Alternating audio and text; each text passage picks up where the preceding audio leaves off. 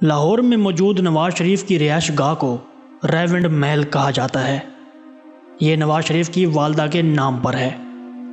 ریونڈ محل کا احاطہ 1700 ایکڑ یا 13,600 کنال ہے۔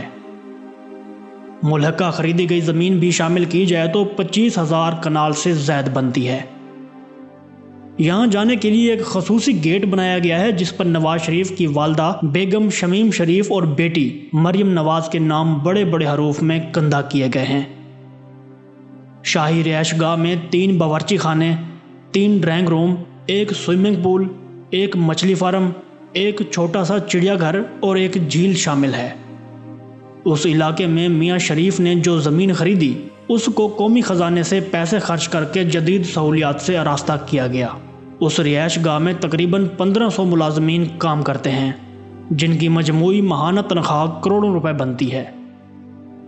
وزیر اعظم نواز شریف جب دوسری بار وزیر اعظم بنے تب انہوں نے ریونڈ محل کی تعمیر و آرائش پر خصوصی توجہ دی۔ تعمیرات کا یہ کام FWO کو سونپا اور ہنگامی بنیادوں پر اس کام کی تکمیل کے احکامات جاری کیے گئے۔ نواز شریف نے دوسری بار اقتدار حاصل کرنے کے فوراً بعد ریونڈ کی رہائش گاہ کو وزیر اعظم کیمپ آفس کا درجہ دے دیا اور یوں وفاقی ادارہ PWD کو اس رہائش گاہ کے تمام اخراجات اور ترقیاتی پروجیکٹس کے اخراجات ادا کرنے کا پابند قرار دے دیا۔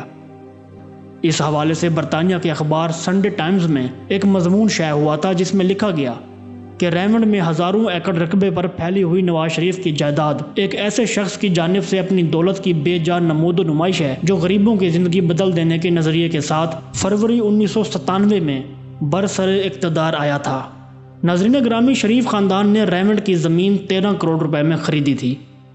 اس سے قبل 26 جولائی 1992 کو اسلام آباد سے ایک شاہی فرمان جاری ہوا تھا۔ یہ فرمان کمشنر لاہور ڈویژن کے نام تھا۔ وزیر اعظم سیکریٹریٹ نے اس فرمان کے ساتھ کمشنر لاہور کو سرکاری خزانے سے 5 کروڑ روپے جاری کیے تاکہ وہ شریف خاندان کی ریونڈ میں واقع اس عالیشان رہائش گاہ کو لاہور سے جوڑنے والی سڑک کی حالت کو بہتر بنائے۔ اور اس کے بعد فوراً ایک اور حکم نامہ جاری ہوا اور ساتھ ہی مزید رقم بھی جاری کر دی گئی۔ اس بار کمشنر لاہور کے لیے حکم یہ تھا کہ وہ ایک اور سڑک تیار کروائیں جو اتفاق کمپلیکس اور اتفاق فارم کے درمیان سے گزرے، اور اس پروجیکٹ کے لیے 14 کروڑ 90 لاکھ روپے اضافی ادا کیے گئے۔ بہت شروع کے اقدام کے طور پر PWD کی طرف سے رہائش گاہوں اور وزیر اعظم کیمپ آفس کی تزئین و آرائش کے لیے 8 کروڑ روپے کی سمری وزیر اعظم ہاؤس کو بھیجی گئی جو چند لمحوں میں منظور ہو کر وزارت خزانہ کے پاس پہنچ گئی، اور اگلے 24 گھنٹوں میں اس شاہی رہائش گاہ پر ترقیاتی کام شروع ہو چکا تھا۔ یہ ایک طرح سے وزیر اعظم ہاؤس کی طرف سے کھلی جارحیت تھی کیونکہ ریاستی قوانین کے مطابق کسی کیمپ آفس پر مستقل نوعیت کی کوئی تعمیرات نہیں کی جا سکتی، لیکن ان تمام قوانین اور ضوابطوں کو رون دیا گیا۔ بعد ازاں ایک شاہی فرمان کے ذریعے سوئی نادرن گیس کو شریف فارم سے احکامات موصول ہوئے۔ پہلا حکم نامہ یہ تھا کہ مذکورہ محکمہ فوری طور پر مرکزی گیس پائپ لائن کو شریف فارم سے منسلک کر دے اور اس کام میں کسی نوعیت کی تاخیر نہیں ہونی چاہیے۔ اس موقع پر خصوصی طور پر اہتمام کیا گیا کہ گیس کی سپلائی کے ساتھ کسی دوسرے کو کنیکشن نہ دیا جائے۔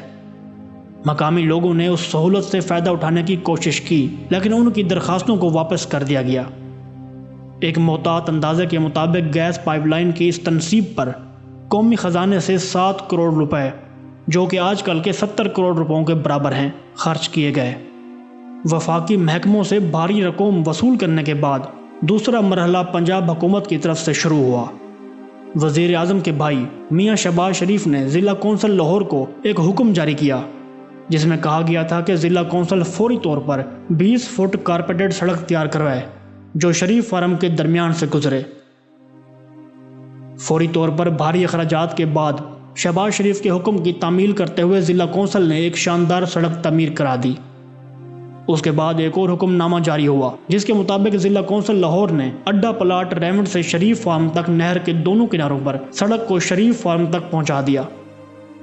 ریونڈ فارم پر قومی خزانے کے بے تحاشا اصراف سے صرف فارم کے لیے ترقیاتی کام تو جاری رہا لیکن قریبی دیہات کو یکسر نظر انداز کر دیا گیا۔ صرف شریف فارم کو مختلف بڑی سڑکوں سے جوڑنے کے لیے جو سڑکیں بنائی گئیں اس پر 32 کروڑ روپے خرچ ہوئے، لیکن 7 ملحقہ دیہات میں اینٹوں سے بنی ہوئی سڑکیں بھی نہ تھیں۔ اور غریب کسان کچے راستوں سے اپنی زرعی مصنوعات منڈی تک پہنچانے پر مجبور تھے۔ انہیں شریف فارم کو آنے والی گیس کی مین پائپ لائن سے بھی کنیکشن نہ دیے گئے اور نہ بجلی کے کنیکشن دیے گئے۔ شریف فارم کے ساتھ ہزاروں ایکڑ پر جوبلی ٹاؤن نامی سکیم کا اعلان کیا گیا۔ حالانکہ حکومت پنجاب کے اعلان کردہ جوہر ٹاؤن سکیم اور سبزہ زار سکیم ابھی تک مکمل نہیں ہو سکی تھی، لیکن جوبلی ٹاؤن کا منصوبہ صرف اس لیے بنایا گیا کہ شریف خاندان نے جو زمین بہت کم نرخوں پر خرید کر سرکاری خزانے سے ترقیاتی کام کروا کر قیمتی زمین میں تبدیل کرا لی تھی، اس کو جوبلی ٹاؤن میں شامل کر کے اربوں روپے کمائے جائیں۔ اس عظیم الشان منصوبے کے لیے مجموعی طور پر 80 دیہات کا پانی بند کر دیا گیا، ایک نہر کو اپنے مفاد میں پختہ کرنے کے لیے، جس کے باعث کسانوں کی تیار فصلیں سوکھ گئی تھیں اور ان کے مویشی پانی کو ترس گئے۔